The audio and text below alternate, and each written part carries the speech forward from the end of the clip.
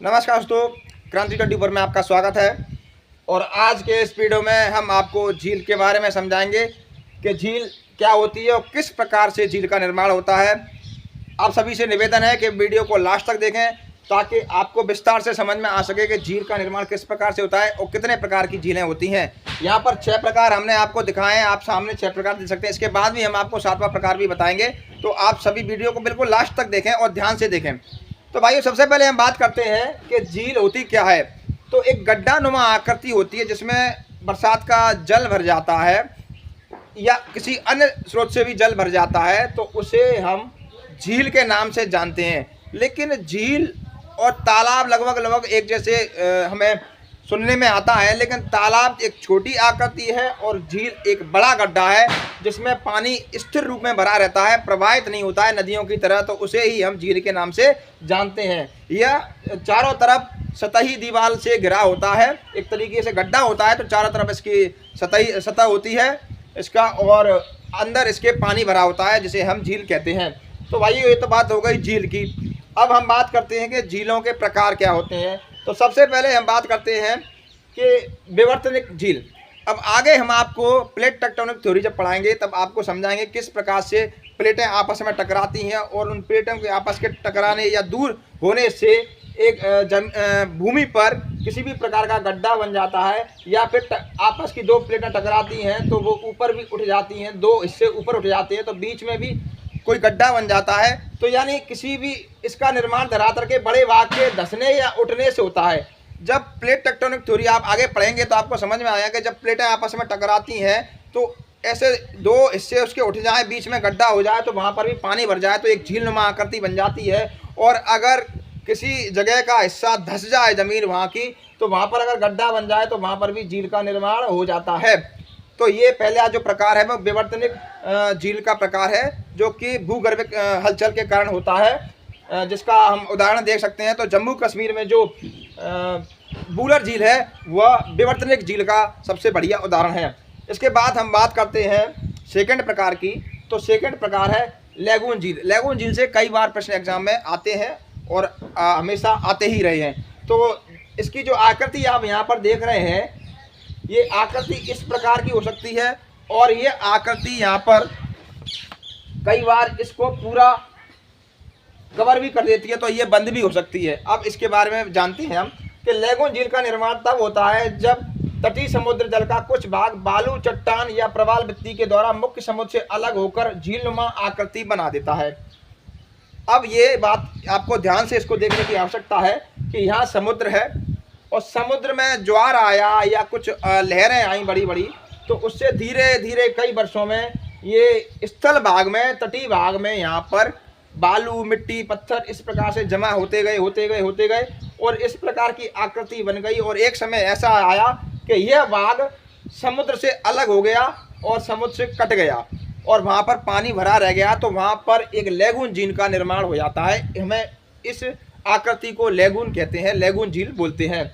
तो यहाँ पर आप देख सकते हैं कि यहाँ पर कोई सकरा रास्ता शेष रह जाता है जहाँ से समुद्र का पानी उसमें आ सकता है और जा सकता है। तो इस प्रकार से यहाँ आप देख सकते हैं कि मैंने इस प्रकार की आकृति बनाई है। ये पूरी तरह बंद नहीं है, ये पूरी तरह बंद भी हो सकती है भविष्य में। अधिक समय होने पर यहाँ अवसाद जमा हो जाते हैं, मिट्टी, बालू, रेत इस प्रकार का जमा हो जाता है। तो ये जो आकृति है ये इस प्रकार से यहाँ पर बंद भी हो जाती है, तो यह पूरी प्रकार से समुद्र से कट जाती है और समुद्र से इसका भाग अलग हो जाता है। यह एक अलग झील का निर्माण करती है इस प्रकार की आकृति।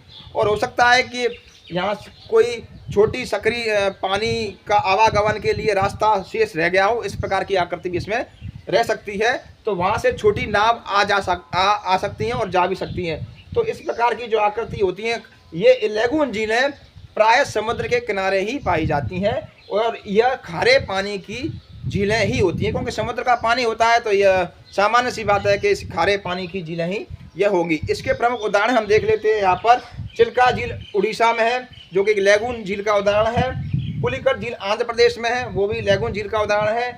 और आंध्र प्रदेश और तमिलनाडु दोनों में है पुलिकट झील। और वेम्बनाथ केरल में है, इससे कई बार प्रश्न आते हैं, यह भी लैगून झील का उदाहरण है। और अष्टामुडी यह केरल में है, यह भी एक लैगून झील का उदाहरण है। तो भाई मैं आशा करता हूँ आपको लेगून झील अच्छे से समझ में आ गया होगा, विवर्तनिक झील भी अच्छे से समझ में आ गया होगा। इसके बाद हम बात करते हैं हिमानी द्वारा निर्मित झील। तो हिमानी द्वारा निर्मित झील क्या होती है कि हिमनद या आप ग्लेशियर आपने देखे होंगे, कभी आप घूमने गए होंगे उत्तराखंड साइड में, तो वहाँ पर आपने देखा होगा कि इस प्रकार के जो बर्फ़ के ग्लेशियर होते हैं, ऊंचे ऊंचे पहाड़ों पे जो बर्फ़ जमी होती है, जब वह ग्लेशियर पिघलना स्टार्ट होते हैं तो कई वर्षों की इस प्रकार की जो अपरदन की जो क्रिया है चलती रहती है। तो नीचे आप देख रहे हैं ये ग्लेशियर है, यहाँ पर हमने चित्र बना के आपको समझाया है, ये ग्लेशियर है, यहाँ पर ये बर्फ़ है, धीरे धीरे इस प्रकार से ये पिघल के नीचे जमा होती गई और इस प्रकार से पहले नीचे एक इस प्रकार से दूसरी दीवार बन जाती है और दूसरी छोटे छोटे इस प्रकार के फॉर्म्स बन जाते हैं, पर्वतनुमा छोटे छोटे, और बीच में गड्ढा नुमा आकृति बन जाती है। वहाँ पर इन ग्लेशियरों का पिघल के और पानी इकट्ठा हो जाता है, तो उसे हम कहते हैं हिमानी द्वारा निर्मित झील।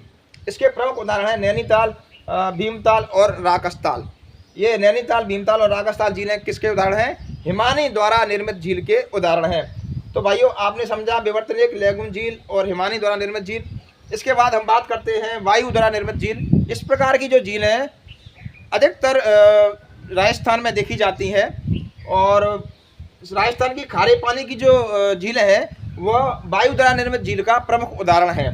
तो बात करते हैं इनके निर्माण की। तो वायु द्वारा निर्मित झील का निर्माण जो होता है वह मरुस्थलीय प्रदेशों में जहाँ हवा द्वारा सतही मिट्टी या बालू को उड़ा दिया जाता है।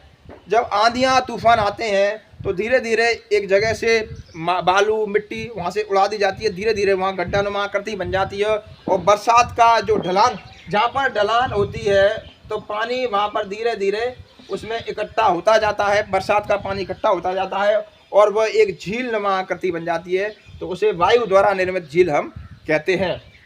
इसका उदाहरण आप देख सकते हैं सांबर झील और डीडवाना झील आदि। ये किस प्रकार की झीलें हैं? ये वायु द्वारा निर्मित झीलें हैं। इसके बाद हम बात करते हैं डेल्टाई झील। तो भाइयों हमने इससे पहले वाला वीडियो आप देख सकते हैं हमारे चैनल में जाके, हमने डेल्टा को विस्तार से समझाया कि डेल्टा क्या होता है। तो डेल्टा इस प्रकार की आकृति होती हैं, जब नदी समुद्र में मिलने जाती है तो कई वितरकाओं में विभाजित हो जाती है।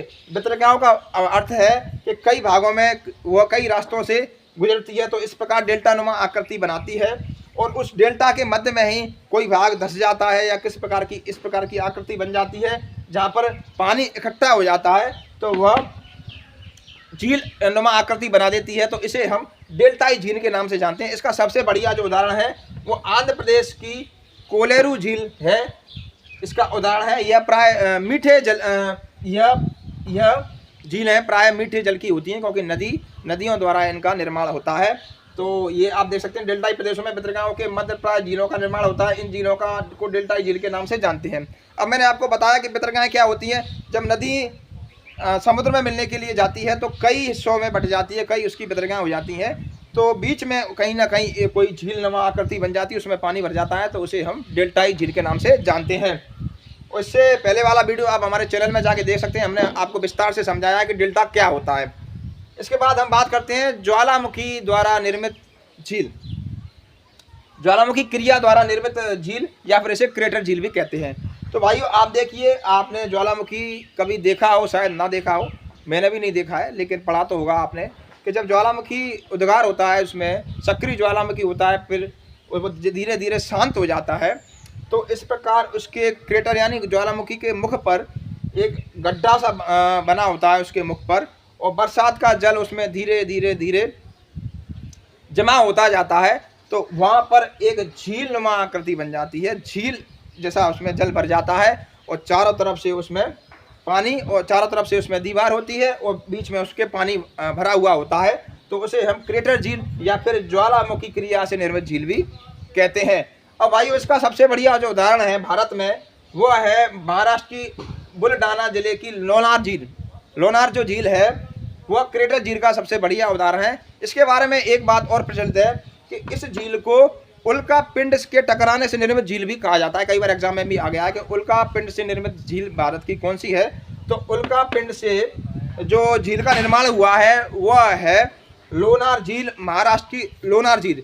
यानी कभी उल्का पिंड आया होगा, वहाँ गिरा होगा, तो उससे जो गड्ढा हुआ होगा उससे झील का निर्माण हुआ, बाद में उसका पानी भर, ऐसा भी माना जाता है। लेकिन इसको मुख्यतः ज्वालामुखी क्रिया से निर्मित झील इसको माना जाता है। आप देख रहे हैं ये ज्वालामुखी है यहाँ से, और ये इसका मुख है, और यहाँ ये शांत हो गया है ज्वालामुखी, अब इसमें कोई उद्गार नहीं होता है। फिर उसके बाद उसमें कई वर्षों में जल जमा होता गया और एक झील का निर्माण हो गया। अभी सिर्फ 2 मिनट में हम सारा पूरा रिवीजन करते हैं। अगर आप ध्यान दें तो पूरा स्टार्टिंग से और एंड तक, उसके बाद हम आपको 7वां प्रकार में आपको बताऊंगा। तो विवर्तनिक चीज़ मैंने आपको बताया कि जब प्लेट टेक्टोनिक, यानी आप प्लेट टेक्टोनिक थ्योरी आपने पढ़ी होगी, नहीं पढ़ी होगी, हम तो आगे आपको पढ़ाएंगे कि किस प्रकार से प्लेट जो भूगर्भिक आंतरिक संरचना है वो उसमें हलचल होती है, तो प्लेटें आपस में टकराती हैं, तो कहीं गड्ढा हो जाता है और कहीं पर सतही जो क्षेत्र हैं वो उठ जाते हैं। तो इस प्रकार से उठने पर इस प्रकार से झील बन जाती है, और गड्ढा होने पर इस प्रकार की झील बन जाती है, तो उसे विवर्तनिक झील कहते हैं। इसका उदाहरण है बूलर झील, जम्मू कश्मीर। सेकंड झील है लैगून झील, यह समुद्र के किनारे पाई जाती हैं।